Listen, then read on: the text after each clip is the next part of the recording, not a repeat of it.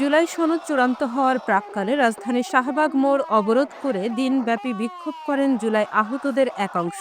সকাল থেকে বাংলাদেশ মেডিকেল বিশ্ববিদ্যালয় তথা পিজি হাসপাতালের সামনের রাস্তায় ব্যারিকেড দিয়ে অবস্থান কর্মসূচি পালন করেন আন্দোলনকারীরা। তাদের দাবি, জুলাই সনদ ও জুলাই ঘোষণাপত্র দ্রুত বাস্তবায়ন এবং তা স্থায়ী বিধানের অন্তর্ভুক্ত করতে হবে।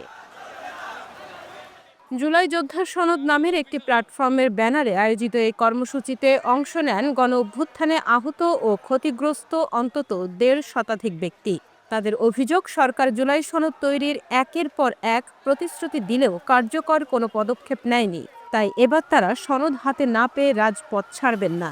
যতক্ষণ পর্যন্ত আমরা আমাদের এই সনদ এবং জুলাই ঘোষণাপত্র না দিবে ততক্ষণ পর্যন্ত আমরা এই শাহবাগের রাজপথ ছাড়বো না। প্রয়োজনে এখানে আমরা 1 মাস থাকবো। আমার দাবি, আমার পুলারে যে মারছে আমি ফাঁসি চাই, আর আমার কিছু করার নেই, ফাঁসি চাই। আর জুলাই সনদ, আমাদের দাবি জুলাই সনদ এবং জুলাই ঘোষণাপত্র। এখন আমরা খুব শান্তিপূর্ণভাবে এখানে অবস্থান করছি, আর এখানে যে আশেপাশে যে সিকিউরিটি, এই সিকিউরিটি যদি গভর্নমেন্ট না দিতে পারে, এই গভর্নমেন্ট থাকার আমার প্রয়োজন মনে করছি। আমি এক চোখে দেখি না, আমার শরীরে এখনো বুলেট আছে। যদি আমরা চিকিৎসার জন্য যাই, বিভিন্ন জায়গায় আমাদেরকে অবহেলিতভাবে কথাবার্তা বলে, আমরা এর কাছ থেকে আমরা মুক্তি চাই, আমরা আমাদের রাষ্ট্রীয় সম্মান চাই। বিক্ষোভকারীদের অনেকেই জানান, জুলাই আহত হিসেবে স্বাস্থ্য কার্ড ও পরিচয়পত্র দেয়া হলেও হাসপাতালে গেলে ঠিকমতো সেবা পাওয়া যায় না। স্বাস্থ্য কার্ড এখন এক ধরনের কাগুজে প্রতীক, এর বাস্তব কোনো উপকার হচ্ছে না। আবার অনেকের দাবি, জুলাইয়ে ফ্যাসিবাদ বিরোধী আন্দোলনে আহত হয়েও তাদের অনেকের নাম নেই জুলাই সনদের তালিকায়। আমরা রাজনৈতিক দলগুলো কিন্তু আমাদেরই প্রতিনিধিত্ব করে, জনগণের প্রতিনিধিত্ব করে। এখন তারা যদি জনগণের নাম দিয়ে আমাদের নিরাপত্তাকে নিশ্চিত না করে, আমাদের জুলাই ঘোষণাপত্রটাকে তারা আনুষ্ঠানিকভাবে স্থায়ী কোনো পত্রে লিপিবদ্ধ না করে, সেক্ষেত্রে তারা কোনোভাবেই আমাদের প্রতিনিধিত্ব করে না, আমরা সেটাই মনে করি। এটা নিজের ভিত্তিক একটা রাজনৈতিক পরিকল্পনা করে তারা আছে, নাটকীয় একটা জুলাই সনদ সাজিয়েছে। এটা কোনো আহত শহীদ পরিবারদের জন্য কোনো কিছুই লিপিবদ্ধকরণ করা নাই। আমাদেরকে যে খসড়াটা দেওয়া হয়েছে, এটা আমরা তো সন্তুষ্ট নই, আমাদেরকে সংবিধানের অন্তর্ভুক্ত হইতে হবে।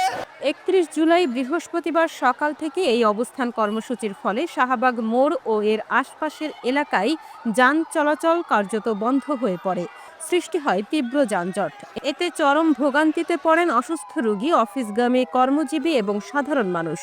ঘন্টার পর ঘন্টা জ্যাম ঠেলে বাধ্য হয়ে কিছু পথ হেঁটে যেতে হয় তাদের। আমরা ক্যাম্পাসে যাব, আমরা ইউনিভার্সিটি ক্যাম্পাসে